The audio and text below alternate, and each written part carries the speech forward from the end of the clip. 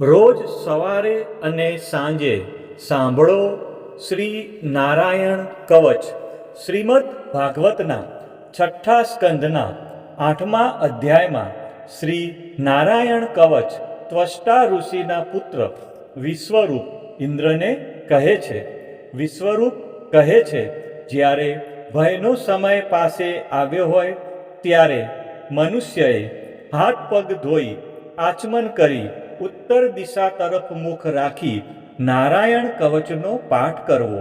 જ્યારે ભય આવે ત્યારે શ્રી નારાયણ રૂપ નામ બખ્તર ધારણ કરવું. શ્રી નારાયણ કવચ ગરુડની પીઠ પર ચરણ કમળ ધારણ કરનારા, 8 સિદ્ધિઓવાળા, 8 બાહુઓવાળા અને તે 8 બાહુઓ વિશે શંખ, ચક્ર, ઢાલ, ગદા, બાણ, ધનુષ તથા પાસને ધારણ કરનારા શ્રી હરિ મારી સર્વ પ્રકારે રક્ષા કરો. જળમાં મત્સ્યાવધારી ભગવાન જલજંતુઓથી તથા વરુણના પાસથી મારી રક્ષા કરો. માયાથી બટુક બનેલા વામનજી સ્થળમાં મારી રક્ષા કરો. શ્રી વિશ્વરૂપ ત્રિવિક્રમ ભગવાન આકાશમાં મારી રક્ષા કરો. અસુરના અધિપતિઓના શત્રુ ભગવાન નરસિંહ સંકટકારક વનવગડાઓમાં તથા સંગ્રામ વગેરેમાં મારી રક્ષા કરો. જે નરસિંહના ખડખડાટ હાસ્યના શબ્દથી દિશાઓ ગાજી ઉઠી હતી અને ગર્ભિણીઓના ગર્ભ પડી ગયા હતા. પોતાની દાઢથી પાતાળમાંથી પૃથ્વીનો ઉદ્ધાર કરનારા ભગવાન યજ્ઞમૂર્તિ વરાહ માર્ગમાં મારી રક્ષા કરો. પરશુરામ પર્વતોના શિખરોમાં મારી રક્ષા કરો અને ભરતના મોટા ભાઈ શ્રી રામ તથા લક્ષ્મણ પ્રવાસમાં મારી રક્ષા કરો. અભિચારી વગેરે સર્વ ઉગ્ર ધર્મમાંથી તથા પ્રમાદમાંથી શ્રી નારાયણ ભગવાન રક્ષા કરો.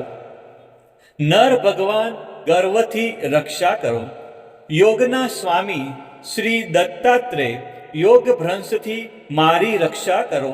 ગુણના સ્વામી શ્રી કપિલદેવ કર્મના બંધનથી મારી રક્ષા કરો. શ્રી સનતકુમાર કામદેવથી મારી રક્ષા કરો. હયગ્રીવ ભગવાન રસ્તામાંથી જતા દેવતાઓને પ્રણામ ન કરવા રૂપી અપરાધમાંથી મારી રક્ષા કરો. દેવર્ષિ શ્રેષ્ઠ મુનિ નારદ ભગવાનની પૂજામાં જે કોઈ વિઘ્ન નડે તેનાથી મારી રક્ષા કરો. અને કૂર્મ અવતાર શ્રી હરિ સર્વ પ્રકારના નરકમાંથી મારી રક્ષા કરો. ભગવાન ધન્વંતરી કુપથ્યમાંથી મારી રક્ષા કરો. જીતેન્દ્રિય ભગવાન ઋષભદેવ કામ ક્રોધ આદિના ભયમાંથી મારી રક્ષા કરો. યજ્ઞાવતારી ભગવાન લોક અપવાદથી મારી રક્ષા કરો. બળભદ્ર મનુષ્ય તરફથી થનારા ઉપદ્રવોમાંથી રક્ષા કરો. અને શેષનાગ ક્રોધાવેશ નામના સર્પગણોથી મારી રક્ષા કરો. ભગવાન વેદવ્યાસ અજ્ઞાનથી મારી રક્ષા કરો. ભગવાન બુદ્ધ પ્રમાદવાળા પાખંડીઓના ટોળામાંથી મારી રક્ષા કરો. ધર્મની રક્ષા કરવા માટે અવતાર લેનાર ભગવાન કલ્કી કાળના મળરૂપ કળિયુગથી મારી રક્ષા કરો. શ્રી કેશવ ભગવાન પ્રભાતમાં ગદાથી મારી રક્ષા કરો. વેણુઘર ભગવાન ગોવિંદ આ સંકટ કાળમાં મારી રક્ષા કરો. ઉદાત્ત શક્તિ શ્રી નારાયણ ભગવાન પ્રાહન કાળમાં મારી રક્ષા કરો. અને ચક્રધારી ભગવાન શ્રી વિષ્ણુ મધ્યાહન કાળમાં મારી રક્ષા કરો. મધુ દૈત્યને મારનાર ઉગ્ર ધનુર્ધારી ભગવાન વિષ્ણુ ત્રીજા પહોરમાં મારી રક્ષા કરો. બ્રહ્મા, વિષ્ણુ અને રુદ્ર એ 3 મૂર્તિવાળા ભગવાન માધવ સાયંકાળમાં મારી રક્ષા કરો. ઇન્દ્રિયોના સ્વામી ઋષિકેશ ભગવાન પ્રદોષ કાળમાં મારી રક્ષા કરો. પદ્મનાભ ભગવાન કેવળ એક અર્ધ રાતથી પહેલા કાળમાં અને અર્ધ રાતે મારી રક્ષા કરો. શ્રી વસનું જેને ચિહ્ન છે એવા શ્રી વિષ્ણુ પાછલી રાતે મારી રક્ષા કરો. તલવારધારી ભગવાન જનાર્દન મળસકામાં મારી રક્ષા કરો. શ્રી દામોદર ભગવાન સંપૂર્ણ સંધ્યાઓમાં મારી રક્ષા કરો. કાળમૂર્તિ ભગવાન વિશ્વેશ્વર સૂર્યોદય પહેલાના કાળમાં મારી રક્ષા કરો.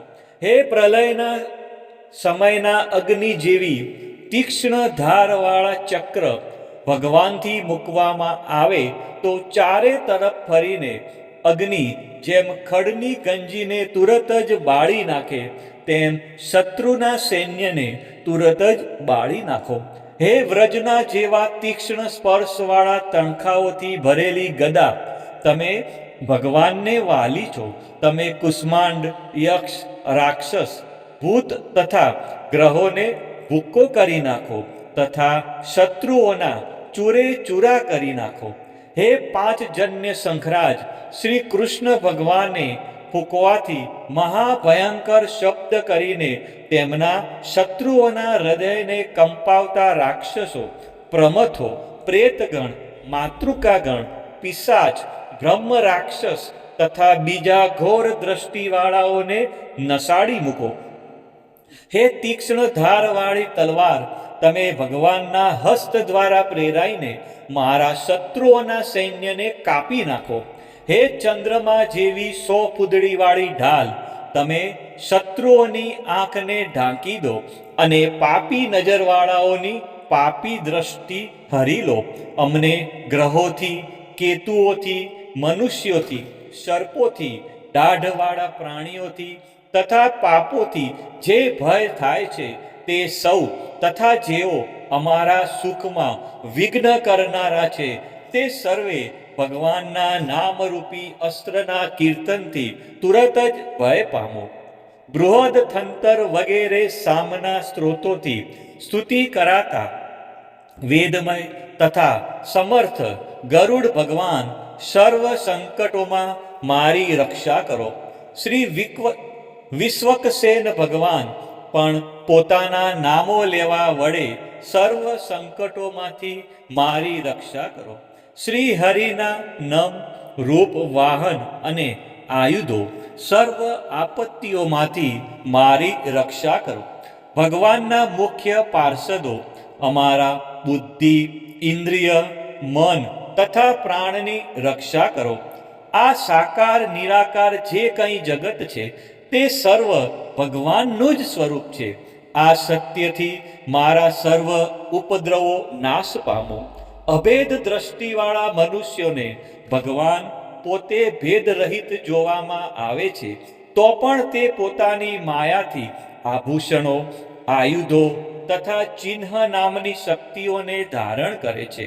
તે સત્ય પ્રમાણ વડે જ સર્વજ્ઞ તથા સર્વવ્યાપક ભગવાન શ્રી હરિ સર્વ પ્રકારના રૂપો વડે મારી રક્ષા કરો.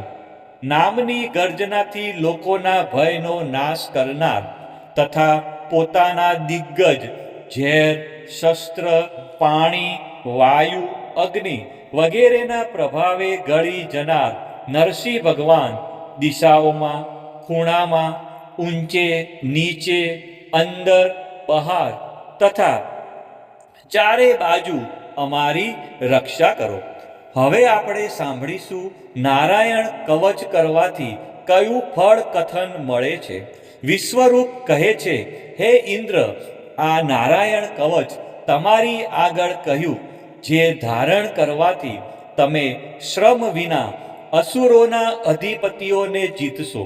આ નારાયણ કવચને ધારણ કરનારો મનુષ્ય નેત્રથી જેના તરફ જુએ અથવા તો પગ વડે જેને અડકે તે તુરત જ ભયમાંથી છૂટે છે. આ નારાયણ કવચ ભણનાર પુરુષને કોઈ દિવસ રાજાઓ તરફથી, ચોર તરફથી, ગ્રહો થકી, વ્યાઘ્ર આદિ તરફથી તથા બીજા કોઈ તરફથી ભય રહેતો નથી.